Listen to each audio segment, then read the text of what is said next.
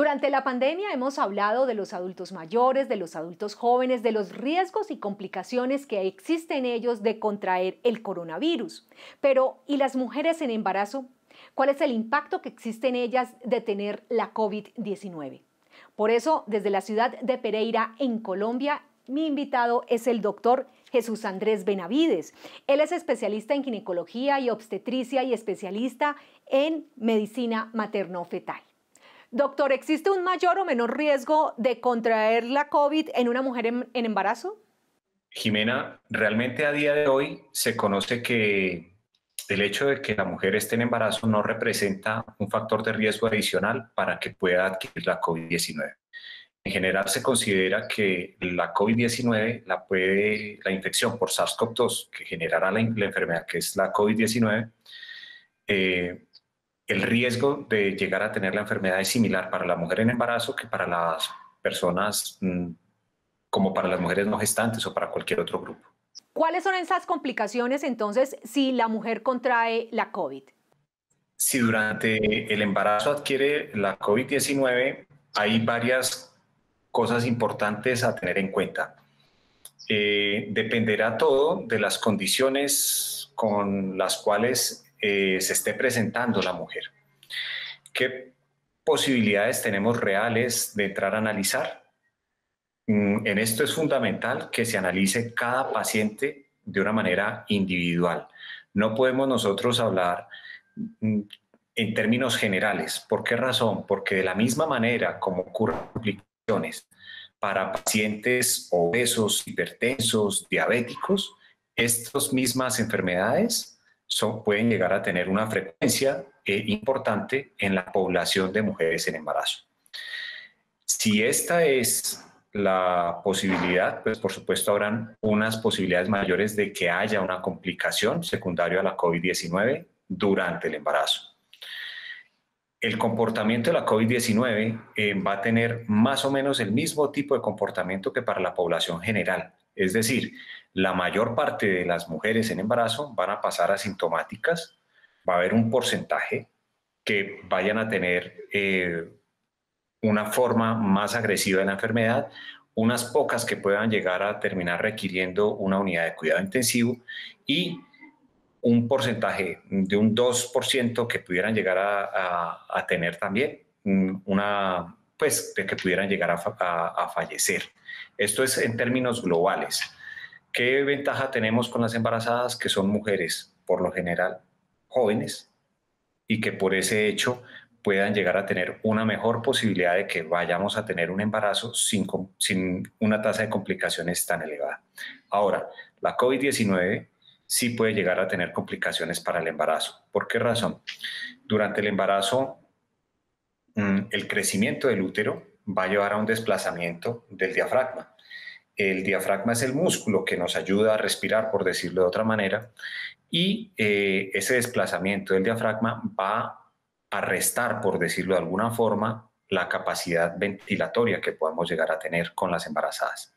Si además de esto sumamos que puede llegar a haber una complicación respiratoria, entonces pues va a ser una complicación que puede llegar a ser significativa para la mamá y puede llegar a ser significativa en términos de posibilidades de complicarse la vida para la gestante.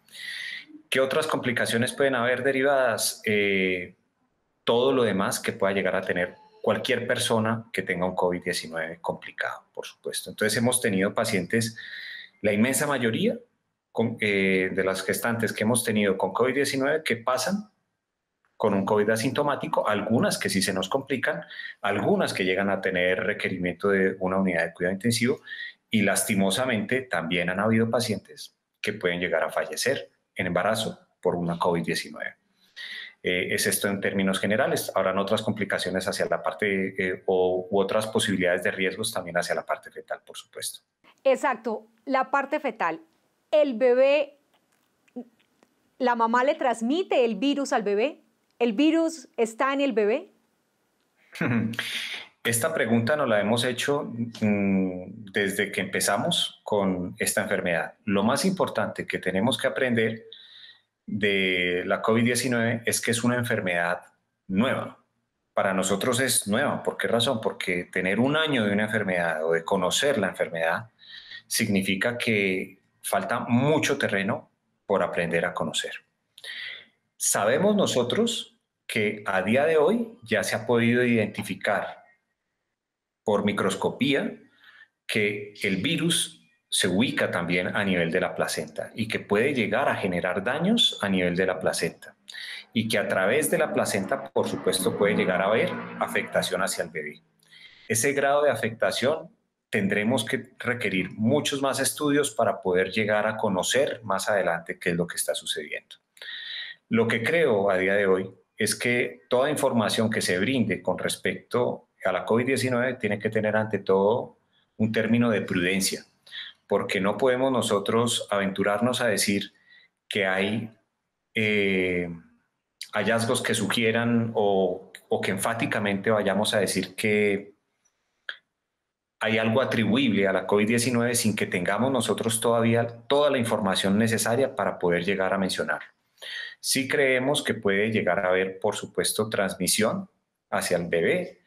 Es factible, por lo que ya te menciono. Ya se ha identificado y se ha publicado muy bien cómo puede llegar a generar el virus afectación de la placenta y que de la placenta hacia el bebé puedan llegar a haber algunas formas de afectación, por supuesto. Entonces, todo esto es importante considerarlo en este momento y hacia futuro.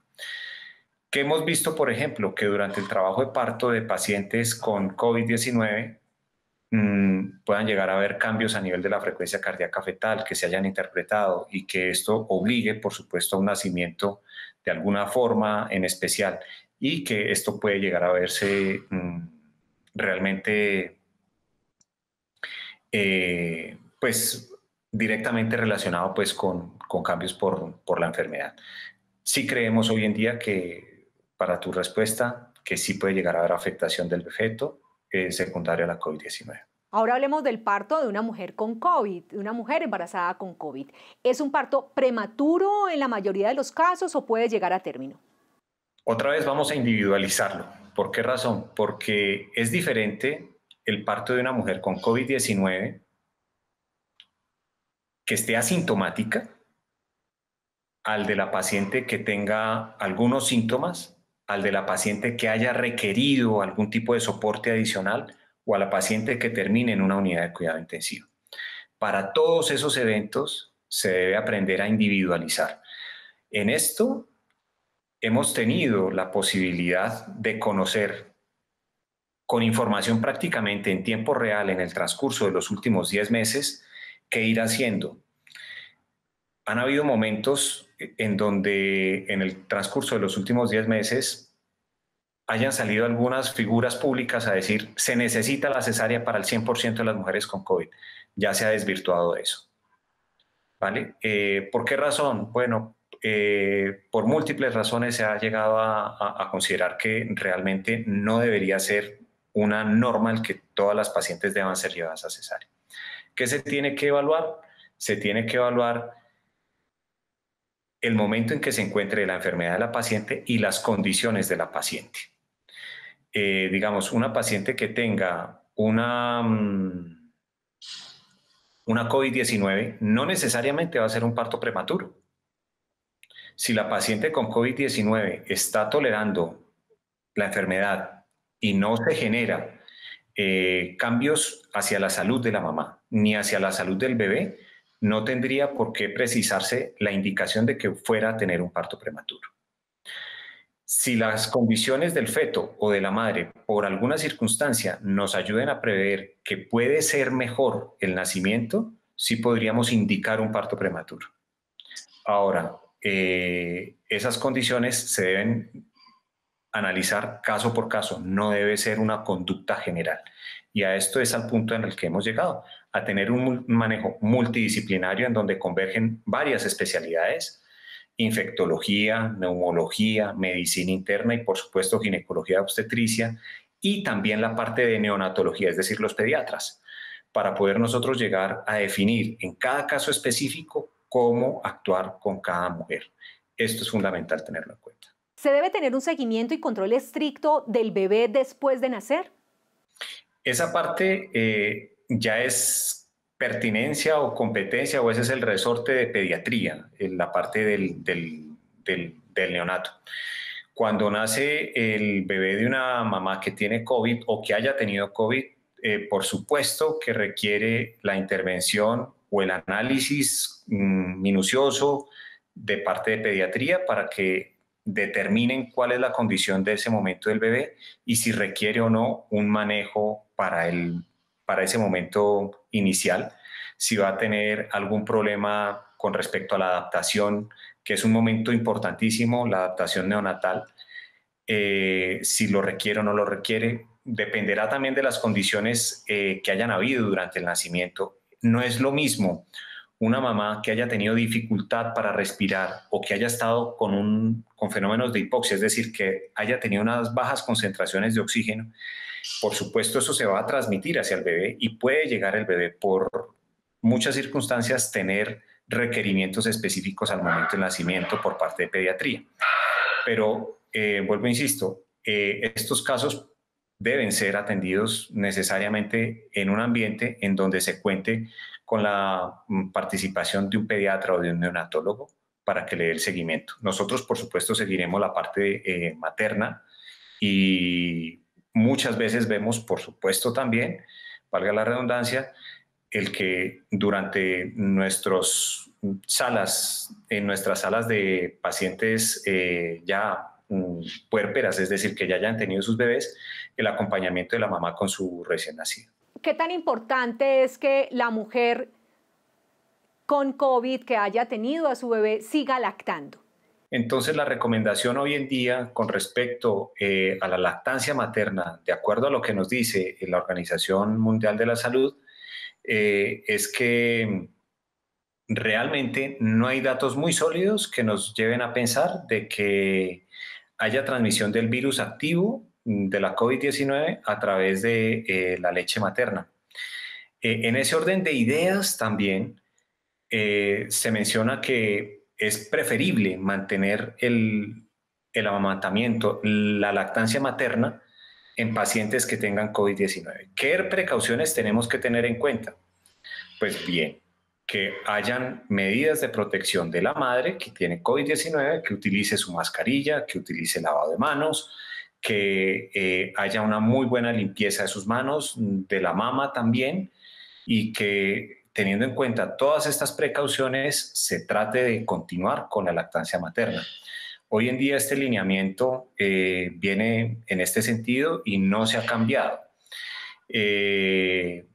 Por ejemplo, hay un punto importantísimo y se debe mantener el contacto piel a piel al momento del nacimiento, que va muy de la mano también con la parte de brindar la lactancia materna. La Organización Mundial de la Salud dice sí, debemos mantener el contacto piel a piel inmediato y de manera continua, incluyendo una técnica que es la técnica de la madre canguro, etcétera. Pero hay muchas cosas que se deben seguir manteniendo, por supuesto, con todas las precauciones que se han venido conociendo con respecto a la COVID-19 y que ya te acabé de mencionar con respecto al uso de mascarillas y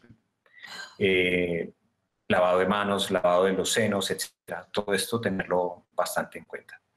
¿Qué estudios se saben sobre la vacunación en mujeres en embarazo y con relación a países de la región? Interesantísima pregunta, Jimena, y yo te agradezco realmente que me lo hagas porque esto es una causa muy común de consulta, tanto de las pacientes, de sus acompañantes, de toda la familia, porque la familia se involucra de lleno en lo que es el embarazo de una señora que el bebito es la luz pues para su vida y para su familia.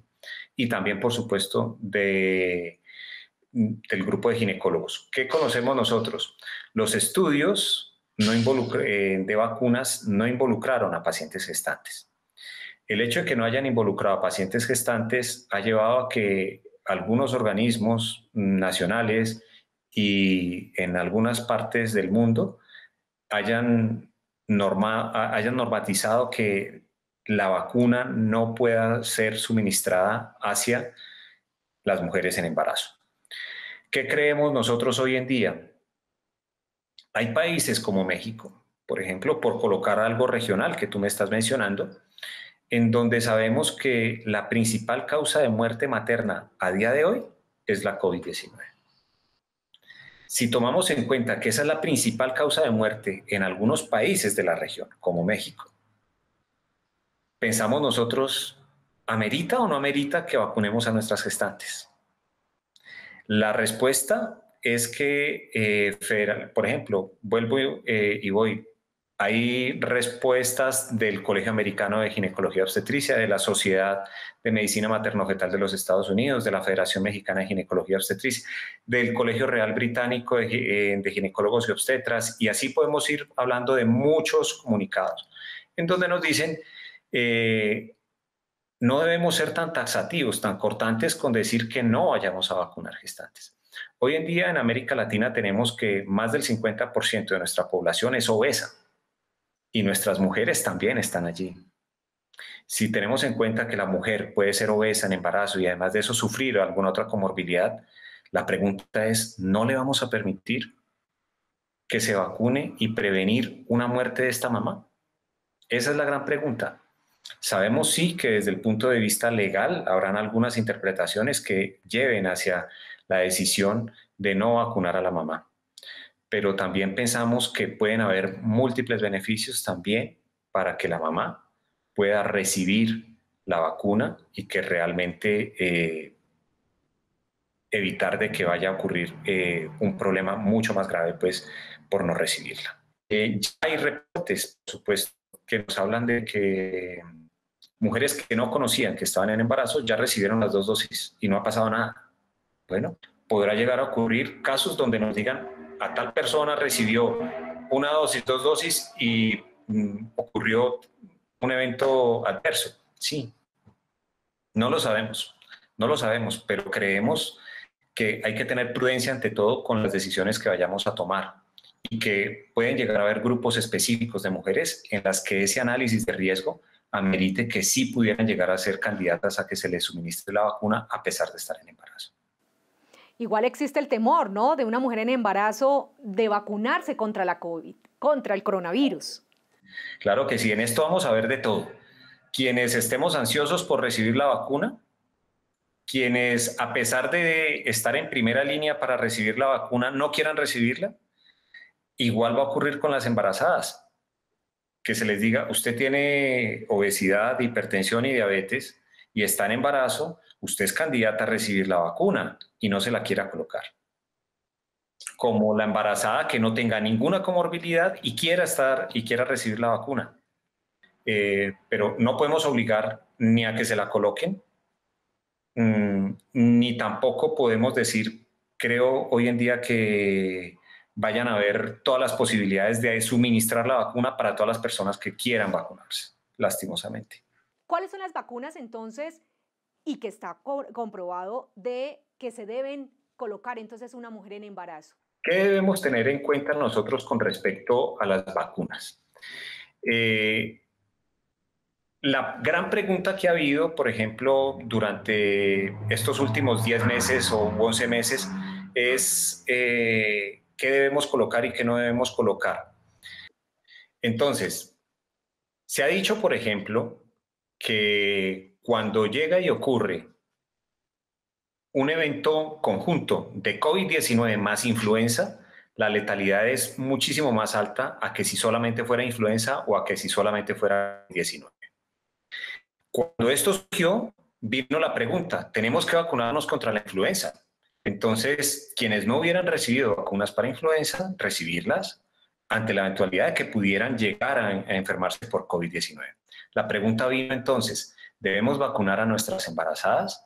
Esa pregunta surgió alrededor de todo el mundo, pero esa pregunta ya la tenían resuelta desde hace mucho tiempo. Los CDC de Atlanta, por ejemplo, promueven que en el embarazo debería sí recibirse la vacuna por influenza. ¿Cuál vacuna colocarle a la embarazada por influenza? La inyectable, y ellos recomiendan no suministrar la nasal para influenza. Durante el embarazo, ¿qué otras vacunas? Antes de quedar en embarazo, idealmente colocarle la vacuna a la varicela. Durante el embarazo, colocarle la difteria, tétanos, tosferina. Eso más o menos se están aplicando entre la semana 27 y 30. Eso es más o menos lo que se tiene documentado pues, para nosotros hoy en día durante el embarazo, ¿no? Doctor Benavides, como coordinador del Comité de Salud Materna y Perinatal de FECOLSOC, ¿cuál es como la recomendación o qué piensan ustedes respecto a la vacunación precisamente? Bueno, este es un tema que es muy polémico, es un tema que políticamente tiene que ser muy bien manejado.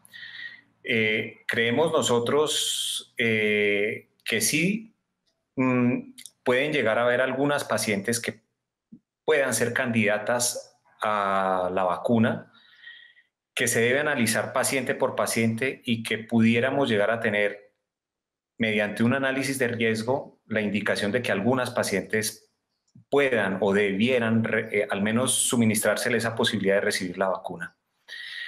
En la Federación Colombiana de Sociedades de Obstetricia y Ginecología, FECOLSOC, estamos trabajando en estos momentos en un comunicado con respecto a la vacunación para las mujeres. Dentro del gremio de obstetras, por supuesto, tenemos que ser también muy prudentes con respecto a qué vamos finalmente a comunicar. Y en ese orden de ideas estamos trabajando para tratar de tener un comunicado que nos aproxime hacia las condiciones reales de nuestras gestantes y que podamos nosotros de alguna manera sugerir qué es lo que podemos llegar a tener respecto a vacunación para la COVID-19 con respecto a las embarazadas. Doctor Jesús Andrés Benavides, ginecólogo y obstetra y especialista en medicina materno-fetal, muchísimas gracias por acompañarme en este espacio. No, muchas gracias a ti, Jimena, a nombre del Comité de Salud Materna y Perinatal de la Federación Colombiana de Ginecología y Obstetricia, al brindar esta posibilidad de llevar información que ojalá sea válida para la gente que te esté escuchando y que estamos nosotros dispuestos pues, a colaborar desde la Federación para lo que se necesite con respecto a información en un tema tan actual y que genera tantas polémicas muchas veces como es este de la COVID-19. Muchas gracias a ti por esta entrevista y quedo pendiente si llegas a requerir cualquier otra cosa. Gracias, doctor. Si le gustó esta entrevista, dé clic en me gusta y si le interesan los temas de salud, suscríbase a mi canal.